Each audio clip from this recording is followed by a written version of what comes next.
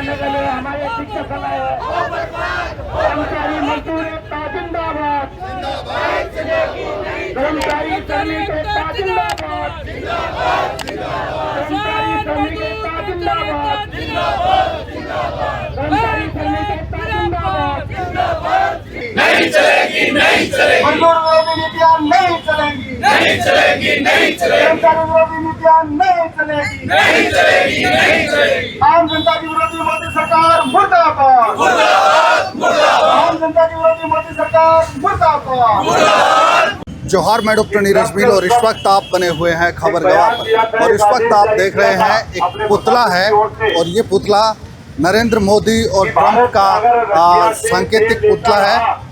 अमेरिकी डील और तमाम जो सरकारी नीतियां हैं, इन नीतियों के विरुद्ध ये पूरा का पूरा लवाजमा यहाँ पर मौजूद है। संयुक्त किसान मोर्चा के साथ साथ कई जो संगठन हैं जिनमें आप देख सकते हैं अखिल राजस्थान राज्य कर्मचारी संयुक्त जो महासंघ है वो भी यहाँ पर मौजूद है। इस वक्त हम बात करेंगे कि क्या कुछ इनकी मांगे हैं और किस तरह से ये अपनी बातें रख रहे हैं, अपना पक्ष रख रहे हैं। फिलहाल चलते हैं और देखते हैं। कांग्रेस पार्टी की राष्ट्रीय कार्यकारिणी ने भी किया था, लेकिन नहीं भाग ले पा रहे, वो एक बुरा बात है। तमाम संगठनों के साथियों, ये आज का कार्यक्रम न केवल सीकर में, ये पूरे के पूरे देश भर में कार्यक्रम है। और जिस तरह से भारतीय जनता पार्टी के नरेंद्र मोदी के नेतृत्व में आरएसएस और भारतीय जनता पार्टी सत्ता पे आई, तब से सांप्रदायिकता और पूंजीवाद के गठजोड़ के आधार पे हमारे देश को लूटने का, अडानी अंबानी जैसी बड़ी बड़ी कंपनियों को मालामाल करने के लिए तमाम कानून कायदों को हटाते हुए उनके पक्ष में कानून कायदे बनाने का काम किया। और नौकरी के 3 पिलर पर टिककर 50 साल में हम मध्यम वर्ग के रूप में एक अलग वर्ग की पहचान बना सके थे। आज आने वाले 10 साल में ये वर्ग पूरी तरह से खत्म होने के कगार पे आ गया है। 10 साल बाद में इस देश में 2 ही वर्ग रहेंगे, या तो निम्न वर्ग रहेगा या उच्च वर्ग रहेगा। मध्यम वर्ग पूरी तरह से खत्म हो जाएगा। खेती किसानी को बर्बाद किया जा रहा है। नौकरी आने वाले 10 साल में पूरी तरह से खत्म हो जाएंगी। व्यापार पूरी तरह से ऑनलाइन और मार्ट की भेंट चल रहा है। और ये 3 पिलर थे, ये इन तीनों पिलरों को खत्म किया जा रहा है। इसलिए जरूरी है कि हमारा अस्तित्व बचाने के लिए अब हमें भाईचारा बढ़ाना है, एकता बढ़ानी है, वरना हम पूर्व की विरासत को खो देंगे। और ये एक हमारे साथ है पूर्व विधायक धौद कॉमरेड पेमाराम जी हैं। पेमाराम जी, ये जो आम हड़ताल है ये देश भर में आम हड़ताल हो रही है और कई संगठनों ने सहयोग दिया था। पहला सवाल हम यही करना चाहेंगे, आपने भाषण में भी जिक्र किया कि कांग्रेस यहाँ नहीं आ पाई, क्या कारण रहा? वो आपके इस प्रश्न का तो मैं कोई जवाब नहीं दे पाऊंगा, वो तो कांग्रेस के नेता ही इस बात का जवाब देंगे। मगर आप संयुक्त किसान मोर्चा से भी एक डेलीगेशन है, तो लिहाजा संयुक्त किसान मोर्चा के घटक तमाम सीकर मुख्यालय पर भी है, तमाम तहसील मुख्यालयों पर भी है। संयुक्त किसान मोर्चा आज सड़कों पे है और निश्चित तौर पे संयुक्त किसान मोर्चा आज के 12 तारीख के आम हड़ताल का न केवल समर्थन करते हैं, फिजिकल तौर पे उपस्थित होकर के भी इसमें हाजिर रहने का काम करते हैं, साथ लोग आगे बढ़ाने का काम करेंगे। अभी जो ये आम हड़ताल है ये कहाँ तक चलेगी? क्या कुछ मांगों को लेकर आपने यहाँ प्रदर्शन किया है और आने वाली रणनीति क्या हो?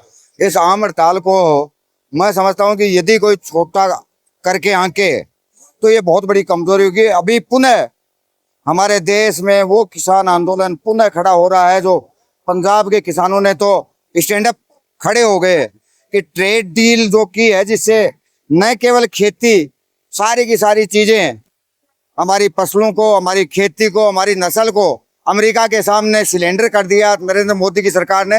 पुनः वही किसान आंदोलन अब की बार तेजी के साथ कोई अफसोस नहीं है कि यदि यही नीतियां चलती रही तो जिस तरह से हमारे पड़ोसी देशों में, चाहे नेपाल है, चाहे बांग्लादेश है, वो स्थिति पैदा करना चाह रही है मोदी सरकार। इसलिए पुनः एक बड़ा आंदोलन होगा, या तो ये नीतियां पलटी जाएगी या मोदी सरकार रह नहीं पाएगी।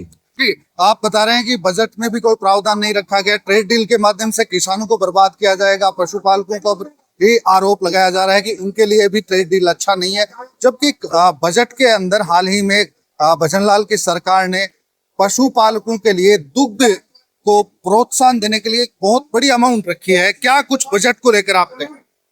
भजनलाल जी को तो पता ही नहीं है कि बजट कैसे पेश किया जाता है। शायद मैं समझता हूँ कि ये बजट अडानी अंबानी के दफ्तर में बना होगा और वहां से अटैची में बंद होकर के भजनलाल जी के पास आ गया और हमारे राजस्थान की वित्त मंत्री दिया कुमारी जी ने राजस्थान की विधानसभा में उसको अध्ययन करने का, पठन करने का काम किया है। आप प्रयास लगा रहे हैं या कोई आपके पास मूल मजबूत आधार है? नहीं, ये जो जिस तरह का बजट है, जिस बजट में हमारे राजस्थान प्रांत के विद्यार्थियों के लिए कोई एक नए पैसे का खर्चे का नहीं है। नौजवान को रोजगार देने के लिए नौकरियों की उम्मीद थी कि सरकार नौकरियां खोलेगी, उसके लिए नहीं है। खेती पे आप ये कह रहे हो एक दाना खरीदने के लिए न्यूनतम समर्थन मूल्य की गारंटी खरीद के लिए कोई होती है तो प्रांत सरकार होती है। एक दाने के खरीद के लिए भी इन्होंने नहीं कहा कि हम अमुक फसल को हम उपज खरीदेंगे। ये भी नहीं कहा। पशुपालकों को पशु बचाने के लिए सरकार ने कोई प्रावधान नहीं किया है, तो फिर काई के लिए किया है ये बजट? बजट का मतलब तो ये होता है कि समाज के हर तबके को इस बजट से महंगाई बढ़ेगी, इस बजट से बेरोजगारी बढ़ेगी, इस बजट से अराजकता फैलेगी, इस बजट से कानून व्यवस्था ठप होगी। तो मुझे एक एक के बारे में रिपीट करने की आवश्यकता नहीं है। तो इसलिए ये बजट जन विरोधी बजट है, चाहे केंद्र का बजट है और चाहे भजनलाल जी की सरकार ने जो कल पेश किया।